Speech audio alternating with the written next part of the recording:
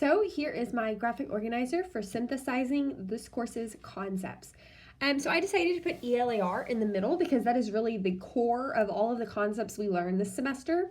I then made several branches off of the ELAR that included the major overarching concepts. So these included balanced literacy, the big 5 of reading, standards and objectives, and then assessment. And then under each of those branches, I included the individual components that make it up. So for balanced literacy, I included interactive read-alouds, which is when the teacher reads to the students and asks them questions to really get them thinking about the text. And then there is guided reading, where the teacher works with the students on their instructional reading level and really helps to teach them those reading skills.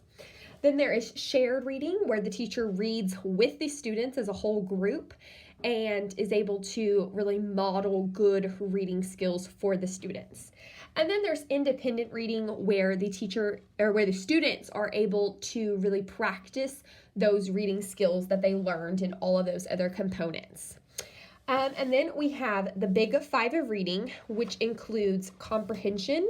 Comprehension is just the understanding that a student has of the work.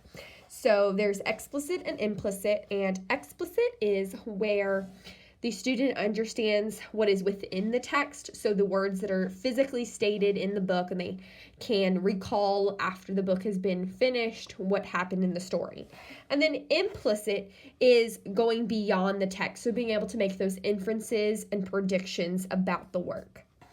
And then you have vocabulary, which is just the words that are said, so that can be the content area vocabulary and the other words that are included in a text. Then you have phonics, which is your relationship between sounds and letters. So, for example, being able to see the letter A and knowing that the A goes ah. And that's especially important for our younger readers when they're first beginning to read. They need to be able to understand that concept. Then we have fluency, which is the smoothness and the speed that a student reads with and the inflection in their voice while they are reading. This is especially important for our older readers. And then we have phonological awareness, and it includes its many sub-skills. Phonological awareness is the sounds that we hear within words, and that includes onset rhyme, syllables, alliteration and rhyme, and then phonemic awareness, which is being able to segment and blend and isolate those individual sounds we hear within words. And then we have our assessment piece. Assessment can both be formative and summative. Formative meaning that whenever we are testing students while they are learning the content. And then summative being when we are testing them after a whole unit or after a whole section within the course. And then running records is another part of the assessment piece, which is whenever we take during guided reading, we assess students on where they are in their own reading, and we are able to move them up or down levels as needed to really see where they are and what their specific needs are.